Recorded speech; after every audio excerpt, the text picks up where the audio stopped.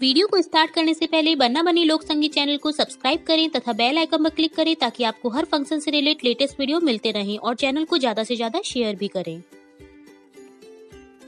आज हम देखेंगे पुत्रजीवी व्रत की पूजा विधि, महत्व एवं इसकी कथा। सबसे पहले देखेंगे पुत्रजीवी व्रत की पूजा विधि एवं इसका महत्व।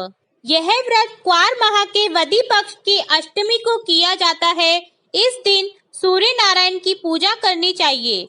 व्रत रखने वाला स्वयं स्नान करके भगवान सूर्य नारायण की मूर्ति को स्नान करावे और भोग लगावे तथा आचमन कराकर धूप दीप आदि से आरती उतारें।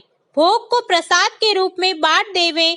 इस दिन बाजरा और चने से बने पदार्थ भोग में लगाए जाते हैं तथा काटे हुए फल व शाक आदि नहीं खाए जाते और न ही काटने चाहिए। इस व्रत के करने से जिनके पुत्र तो होते हैं परंतु जीवित नहीं रहते हैं, जीवित रहने लगते हैं।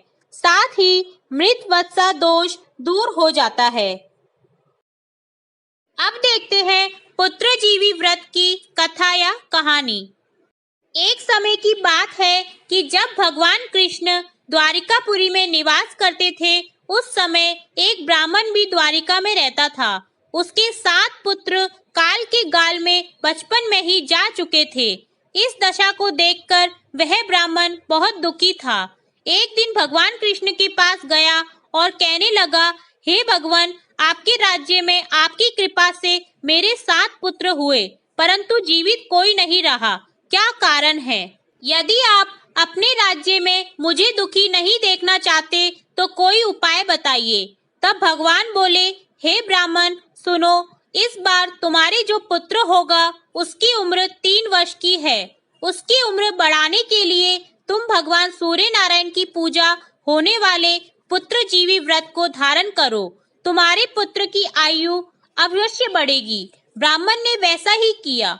जब वह सपरिवार खड़े होकर इस प्रकार कह ही रहा था, सूर्य देव विनती सुनो, पाओ दुख अपार, उम्र बढ़ाओ पुत्र की, कहता बारंबार, कि भगवान सूर्य का रथ रुक गया और उन्होंने अपने गले से एक माला उतारकर ब्राह्मण के पुत्र पर डाल दी और आगे चले गए। उसी समय यमराज उस ब्राह्मण के पुत्र के प्राण लेने आया हुआ था।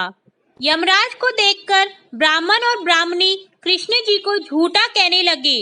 उसी समय भगवान कृष्ण सुदर्शन चक्र लेकर आ गए और बोले, इस माला को यमराज के ऊपर डाल दो। इतना कहते ही ब्राह्मण उस माला को उठाने लगा कि यमराज डरकर भाग गए, परंतु वहां यमराज की छाया खड़ी रही। वह फूलों की माला यमराज की छाया पर गिरी, जिसके फलस्वरूप वह छाया शनि के रूप में आकर गिड़गिड़ाने लगी। तब भगवान ने उस छाया को पीपल पर रहने को स्थान दिया। इस प्रकार भगवान ने उस ब्राह्मण के पुत्र की उम्र बढ़ाई। हे भगवान, जैसे तुमने उस ब्राह्मण के लड़के की उम्र बढ़ाई वैसे सबकी बढ़ाना।